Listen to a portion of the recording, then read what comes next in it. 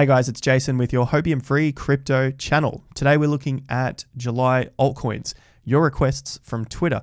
So if you're not following me on Twitter, what are you doing? Check out the link down below. Follow us on Twitter.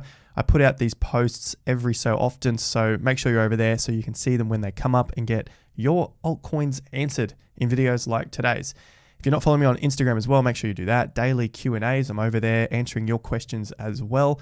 Make sure you've liked the video, subscribe, all that YouTube algorithm stuff. It does go a long way to helping out the channel. You know what's coming next. Let's dive in. A couple of things before we get started. If you haven't been following the journey, make sure you are. Hit the bell notification icon so you're updated with the content. Put me on fast speed 1.5, whatever you need to do. Just follow along because the ideas that I'm talking about in today's video in regards to our altcoins that people are really bullish on and excited about, the details are going to be coming through these videos. So my views on a longer term time frame for the market. Longer term, I think Bitcoin is going to take the gains, and I think these altcoins, the majority of them, there are some strong ones which we looked at in even yesterday's video and a couple of days ago as well. They may do all right, but I think the majority of altcoins are going to bleed out in their Bitcoin value. But if you're only looking at your fiat, your US dollar value, then you're probably going to be okay. It's probably going to rise because Bitcoin's rising anyway. However, that's not how I play the market. So make sure you are paying attention to that as well. That's the first thing. The second thing is I'm looking at Bitcoin as leading the charge. So they do go hand in hand. One side I'm looking at Bitcoin will lead. Overall, I'm looking at a Bitcoin bull market. And then on the flip side, I do think alts will rise in some value. I don't think they're there yet. However, the market has started to slow for them. Their bleeding out has started to slow, but I think their Bitcoin values will continue to bleed. Their dollar values, their fiat values may begin to stabilize and rise a little bit. And that's what we're going to look at with your requests in today's video. So let's look at CoinGecko. We have $1.5 trillion market cap. We have survived our 50% level so far. That was at around 1.33. Our 50% level is similar to how another technical analyst might use, say, moving averages, which are around your 20-week moving average, and they look for that for being your bullish or bearish scenario.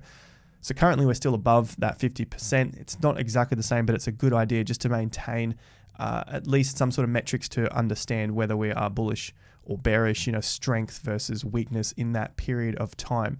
Bitcoin doing well. We saw 36,000 today, and that was a critical level that we needed to break through and get a close above that level.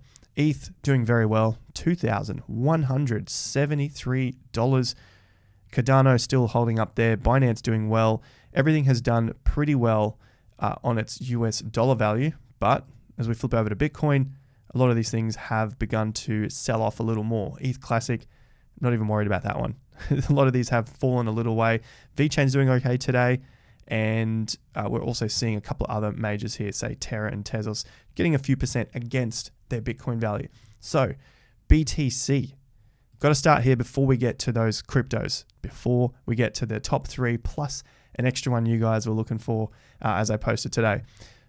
This is the 50%, 35,000. I really wanted to see 36, and we got there. We got a push above, but we didn't get a close above 36, around 35,900, which is still one of the highest closes in the last 2 weeks. So that's a good sign, a very good sign for at least a short-term move for Bitcoin. Strength to Bitcoin generally means weakness to alt BTC pairs, but the dollar pair will be all right. Now, the Bitcoin dominance has gone on a little bit of a dip over the last week. It is a downtrend at the moment, just plain and simple swing chart theory, lower highs, lower lows. Medium term, we're still up, and I'm still looking for this 49 to sort of 52% dominance as a potential peaking out area for Bitcoin. And that might take a few weeks, a few months to play out. We still don't know yet. We still need to see this at least try and break through this 49% level and then take it from there. But we definitely have some sort of resistance at around 51 to about 53%. Now, the total market caps we look at as well, because this is also playing into how we trade these altcoins moving forward. So I can just put the altcoin charts on and say, yeah, this looks all right, this looks bad. But whenever you're trading or investing, you need to have an overview of the entire market if you're going to make an informed decision. If you just look at one thing, it's like trying to fix a sick body. And you might have something wrong with just one muscle here, maybe a bicep, but it could just be the the joint at your elbow or in your shoulder as well that's causing the problem, then it could be further down. So you need to get a grasp of what's going on overall before making a decision of throwing your hard-earned money into the market. So the total market cap has regained its 50% level. This is a good sign. So at least maybe we're getting some short-term bullish momentum throughout the market, because of course most people are going to be trading long, then probably not trading short as well.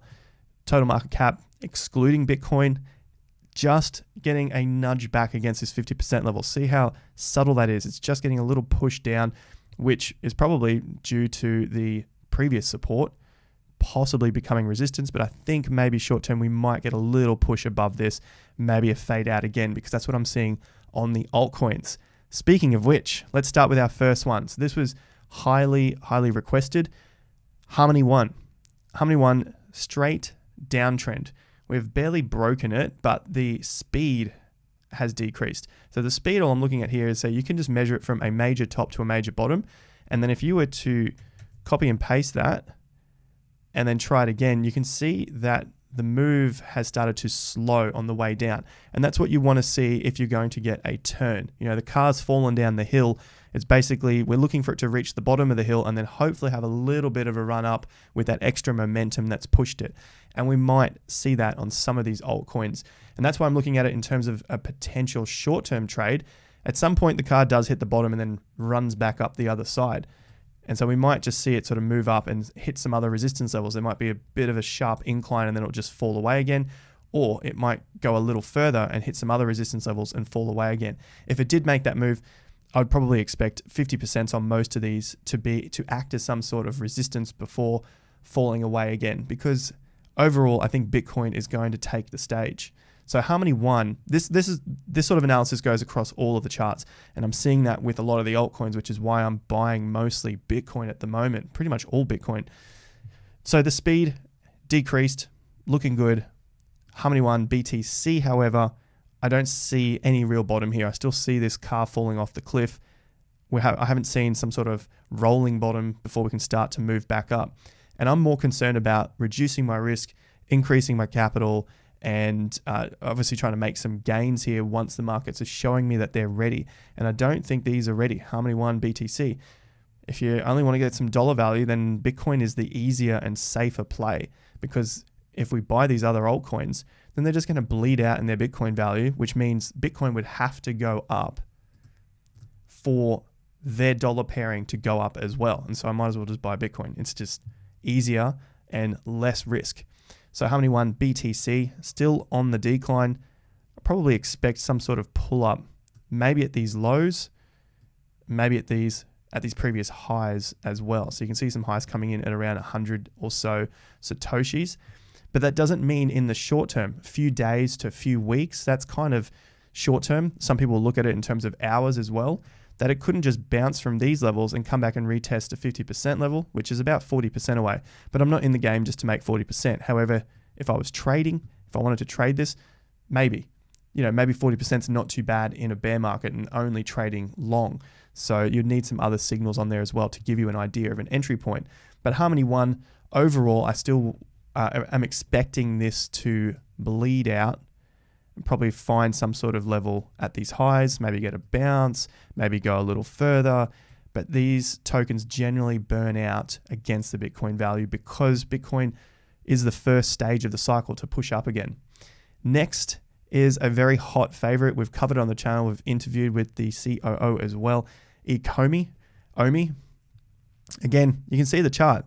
All of these cryptos do this. They just bleed out and bleed out and bleed out. And then when you think it's coming, you get a little pump and then it bleeds out again. Then you get another little pump and it bleeds out again. And this is where the patience is required, because you can see that this takes a long time. Look at this first dip to where this pump came, 43 days. What were you doing 43 days ago? I bet most people can't even recall what they were doing a couple of days ago, let alone 43 days ago, and then having the patience to wait in a market to hopefully get this little pump and then watch it bleed out again over the next several weeks. And what we want to see here is the lows getting higher. We want to see, as this bleeds out, people are coming in to support the price at higher prices. And if we get that, then that's a bullish sign. Early stages, doesn't mean it can't dip again, but it's early stages of a bullish sign.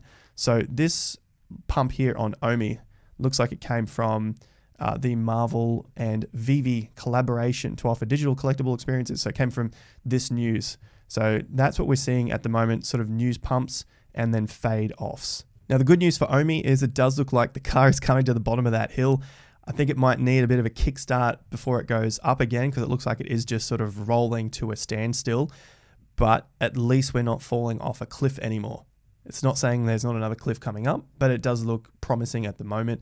And I definitely be keeping my eye on this, which is why I've got my alerts set up here as well. So OMI is on my list. It's something that I've covered on the channel before and a project that I do like. So at the moment, it's in a good little accumulation zone. It's a much better looking chart than Harmony 1, whereas this is just sort of still looks like it's falling off a cliff. With that said, let's go to another chart which looks like it has been falling off a cliff for some time. Veracity. This had a lot of posts, and almost to the point that it looked kind of suspicious of how many people were posting about Veracity. Whether it's been covered lately on other channels, I don't know, but it does look very suspicious of the amount, from the amount of posts that were, and someone even pointed that out. Veracity, you can see it's a very similar chart, just straight down. If we use this tool here, we just measure top to bottom, copy that, paste it, do it again. You can see that the move has begun to slow. So all we have to do is just look at the angle of this move, and it's begun to slow. So maybe we get a little move up here to 2 cents. Who knows? Maybe even 2.8 cents just to get to that 50% level. And that could take a few days or a few weeks. But if it's a long-term hold, then I still expect it to probably fade out after that move. I cannot see a move from this point just going straight up and taking out the all-time high. So I think personally, the way I look at these is I still have a lot of patience for these markets. I'm not rushing into anything. Plus the volume is still going down, meaning there's not a lot of interest in it. And so looking at the next levels further down for VRA is down at these levels here. Just pull the bar down and you can see it's at sort of 0.3. So it's a long way from where we currently are. But even if we got some spikes into that, that'd be pretty cool. Obviously, we'll just check it out at around this little level that we saw on the way up in March. So there was some pushback or some resistance and support at around 0.6, 0.7 cents. So still about 50% from where we are down. But what looks even worse is Veracity BTC. And this still looks like it's on a downtrend. Get the bars out. I get the colored crayons, the colored candles, which is your default setting for a lot of people. It still doesn't have that movement at the bottom where you just see it just sort of basing out before we can shoot up again. And the levels that I'll be looking for next for the Bitcoin value is at around these highs at about 2,000 Satoshis, or actually a lot less. And then further down, 1440, and then further down again at 1215. Okay, so yeah, it is about 10 decimal places. So scrap the last 2 decimal places. That just throws you way off, and just use these 2. So that's at about 11 Satoshis, or 16, or at about 20. So they're the levels that I'm looking at. We could get some bounces to break this trend. So you can see this trend is just straight down. And if we should get a break up and then a flattening out again, maybe another bounce, and then we dip down, something like that. But the idea here is that hopefully it starts to slow for VRA. But at the moment, it's still just getting sold off really heavily on its Bitcoin value. Now, the token, the crypto that just popped up, XRP. I'm wondering why it just happened to be XRP. Anyway, XRP USD, let's have a look. Very similar, again, to the rest of these cryptos. You can see the strong as we looked at in yesterday's video compared to the weak ones. All of this stuff is much, much weaker than what I looked at in yesterday's video. So if you're not looking at charts like this, please learn how to do it so that you can save yourself a ton of money. This is still at some lows, no volume at the moment. It's starting to break its downtrend again, but as we saw earlier in the downtrend, it did break it. So the speed of the angle, but then it just took off again, down. Broke through the 50%, saw it as resistance, continued down. It's going to have to try and get back past about at 80, 85 cents, which was support, which possibly will become resistance. Hopefully that can hold, but again, not much volume here. And what we've seen in the past is a fair bit of volume at these lows before it can take off. There's still even more volume here at this low before it takes off. Then we get more volume as it takes off. So I'm not of the view that it's going to be shooting up to $2 anytime soon. Maybe a little test up at these levels and a fade out again. So I've definitely got patience. XRP BTC, on the other hand, is also doing the same thing. Just in the last week or so, it got smashed down to its low levels that it saw in February. So we just saw this on Bittrex. It probably was for a few seconds or minutes. It's not very liquid over there on Bittrex, but this has the most data, which is why I use the Bittrex chart. So again, I can't see this coming back to give us any sort of relief just yet, but it could be a good play if you have patience and just track this down as it gets towards some support and resistance levels. Then that could work out to be a reasonable part of the plan to be dollar cost averaging into a longer term play. Out of these charts that I've had a look at, OMI looks like the lowest risk at the moment, only because it's so close to these current lows, but that doesn't mean that there isn't further downside. And XRP on the BTC value looks pretty reasonable. It is down at these low levels as well, but it just has not seen any sort of bounce during this stage of the bull market, probably because of the SEC lawsuit. So if it did get a good hearing, a good result from the SEC lawsuit, then this will probably take off. And being that it's so close to these low levels, that sets it up to have much better risk reward. So I'd be more excited for something like XRP than I would be for One or for Veracity at this stage. And now that has nothing to do with the projects themselves. It has everything to do with where these are positioned in their charts and what history shows as a better risk reward play to make money. So unless you want to get married to these things and you're just here to, and you want to make some money from them, then you'd be wanting to look at projects that are going to get you that money and get you those returns with low risk. So I'll leave that video there, guys. Thank you once again for joining me. Make sure you comment down below. What are your thoughts on these altcoins? What other altcoins should we have covered for July? What's looking good for July? Make sure you like the video, subscribe to the channel, bell notification icon. TIA Lite is launching on Monday. Make sure you have signed up, get your notifications for when that comes out live. Huge discounts for the first 500 people, so make sure you've got your details down there as well. Instagram, Twitter, Q&As, lots of stuff going over there, so make sure you're following. I'll catch you guys at the next video. Until then, have more fun to get more done.